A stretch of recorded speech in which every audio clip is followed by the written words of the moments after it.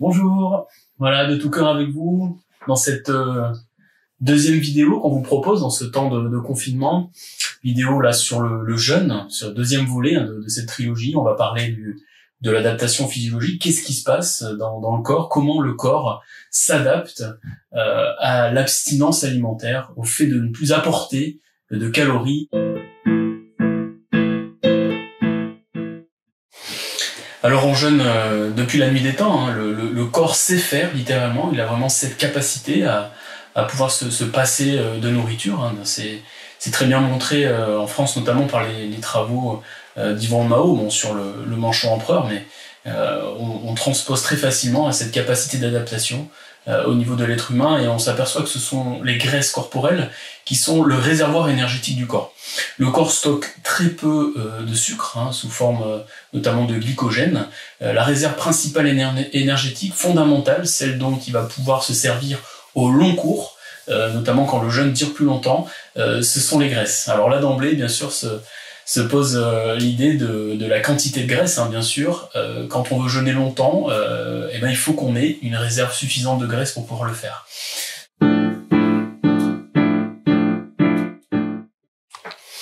Alors le corps va en 3 étapes s'adapter successivement à l'abstinence alimentaire. Une première étape finalement d'urgence, hein, qu'on peut appeler glycogénolyse. Le corps va utiliser le peu de stock de sucre dont on a disponible au niveau des muscles et notamment au niveau du foie. Ce glycogène est disponible rapidement, il est sous la commande adrénergique, hein, c'est une phase quelque part d'urgence, comme un stress extérieur, hein, comme on pourrait avoir besoin par exemple dans une situation de danger immédiat. Le corps a besoin d'énergie, il libère le glycogène qui est très facilement accessible et il a de l'énergie tout de suite. Cette phase-là dure à peu près 12 à 24 heures, voire plus selon les auteurs, selon aussi vos capacités effectivement de stockage de glycogène. On n'en a pas énormément. C'est une première phase qui demande de l'adrénaline, c'est les premiers jours du jeûne, il peut y avoir un petit peu de tension, on peut être un peu avec des palpitations cardiaques, c'est une phase tonique, le corps s'adapte à une situation d'urgence spécifique. Si on l'a jamais vécu en plus, hein, c'est d'autant plus particulier pour le corps à vivre. Et cette première phase lance vraiment l'adaptation au jeûne. Phase d'urgence, glycogénolyse.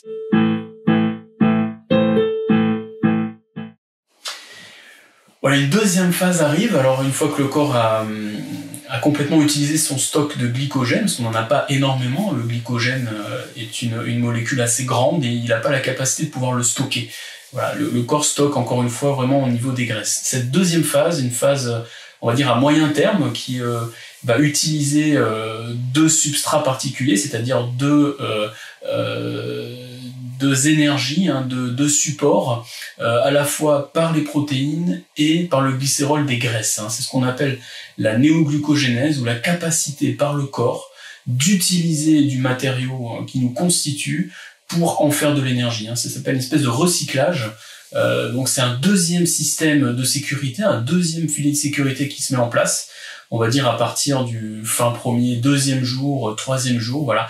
Néoglucogénèse, le corps va utiliser des protéines et des graisses, hein, par le biais du glycérol, acide gras plus glycérol, pour faire de l'énergie. Alors dans cette deuxième phase de néoglucogénèse, on assiste à une utilisation des protéines. Alors il faut savoir que les protéines, c'est le vivant, c'est nous, hein. Quand je vous regarde, je vois des protéines, hein, comme je dis souvent en conférence, c'est vrai que ça nous constitue, c'est nous, c'est notre identité, ça vient de notre code génétique. Alors c'est bien parce que c'est une épuration, c'est-à-dire que le corps va utiliser en plus les protéines plus anciennes, hein, celles qui ont une durée de vie, qui ont épuisé leur durée de vie. Donc il va régénérer au niveau des muscles, il va régénérer la muqueuse intestinale, il va régénérer pas mal de systèmes, et d'ailleurs si on pousse un peu le jeûne, on sait très bien, on a vu par expérience que des kystes ou autres dépôts sont littéralement grignotés pendant le jeûne. C'est ce qu'on appelle l'autolyse quelque part. Je me mange moi-même, hein, et ça c'est vraiment à mettre en relation avec les travaux de Oshumi, hein, qui était un prix Nobel de médecine, qui parlait justement d'autophagie. Alors dans cette phase-là, mais sur le jeûne complètement aussi, c'est toujours très intéressant de marcher, de s'oxygéner. Comme ça, on va littéralement amplifier ce que le corps va mettre en place au sein de la deuxième et puis de la troisième étape, c'est-à-dire l'épargne protéique. Il va chercher à économiser le vivant. On sent bien que là, dans l'adaptation aux jeunes, le corps va tout mettre en œuvre pour prolonger, entre guillemets, la vie le plus longtemps possible. Donc dans cette phase-là, l'oxygénation est importante parce que du coup, l'oxygénation permet l'oxydation des graisses. On va favoriser l'utilisation des graisses au niveau métabolique et par l'exercice physique, par le fait de se mettre en mouvement, le fait de marcher, on va dire au corps, écoute, j'ai besoin des muscles, conserve et utilise plutôt la voie métabolique des graisses qui va, au cours de la troisième étape notamment, vraiment s'amplifier. Alors à partir de cette étape numéro 2 et puis l'étape 3, le foie va être grandement sollicité, cet organe central, le grand vraiment alchimiste du corps quelque part qui réordonne, trie, classe, déstocke, stocke. Voilà, il est venu à contribution fortement. Donc on conseille bien sûr la bouillotte, des tisanes de plantes, on en parlera un petit peu aussi au cours des prochaines vidéos. Mais effectivement, chouchouter son foie va être vraiment une étape importante tout au long du jeûne et encore plus dans cette étape où à partir de cette deuxième phase d'adaptation au jeûne, le corps utilise de plus en plus les graisses et ça demande un travail hépatique plus important.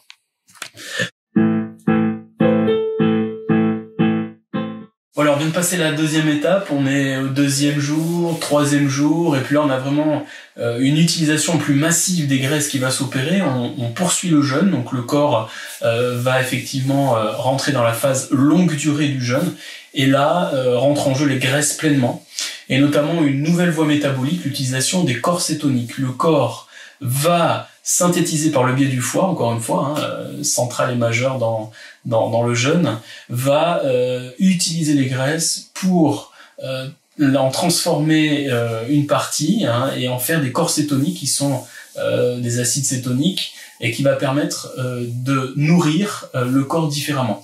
Alors les corps cétoniques, on en parle beaucoup, notamment au travers des régimes cétogènes, le fait de manger plus de gras, moins de sucre, ça permet effectivement de changer le métabolisme, d'apporter notamment des nutriments, parce que les corps cétoniques ont une affinité pour le système nerveux, donc ça passe la barrière de protection du cerveau, la barrière hémato-encéphalique, on fonctionne mieux, les corps cétoniques font moins de déchets, il y a un meilleur rendement, on a une nouvelle énergie.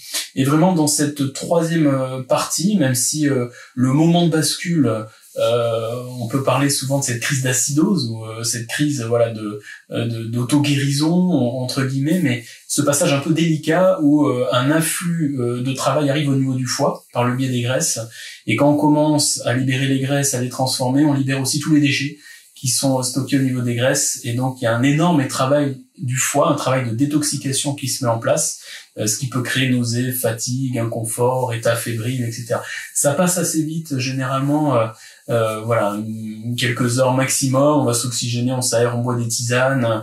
Ce qui est bien, c'est vraiment de se laisser aller dans cette fatigue, qui est une fatigue de récupération quand elle arrive, et après, littéralement, le corps s'ouvre, bascule dans ce nouveau fonctionnement métabolique qu'offrent les corps cétoniques, avec tout ce bien-être aussi, cette euphorie, parce que les corps cétoniques sont euphorisants. On a aussi une montée hormonale importante qui s'opère pendant le jeûne, qui fait qu'en fait tout le vivant s'organise pour s'adapter de la meilleure des façons au maintien de la vie le plus longtemps possible. C'est ça l'idée du jeûne.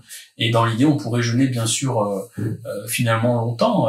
C'est pas l'objet de cette vidéo ni du jeûne préventif où on va limiter sur quelques jours, mais en théorie 40 jours. On est dans le carême encore. On arrive presque au bout des 40 jours, mais voilà, on a cette capacité métabolique de pouvoir s'adapter. Donc 3 phases.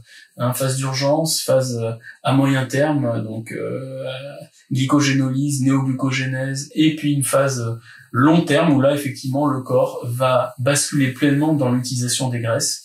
Et on considère que cette phase-là, cette dernière phase, le corps utilise un carburant qui est constitué de 80% issus des graisses corporelles et 20% issus des protéines, donc qui vont faire du sucre par la néoglucogénèse. Et une fois que 80% de nos graisses auront été utilisées, le corps rebascule dans le métabolisme d'avant, et là il est temps de se réalimenter. Ça arrive généralement tardivement, sur des jeûnes de 4-5 jours, c'est pas le cas, mais c'est pour vous dire que c'est vraiment les graisses qui vont être le carburant longue durée au niveau du jeûne. Voilà, à très bientôt, merci à vous.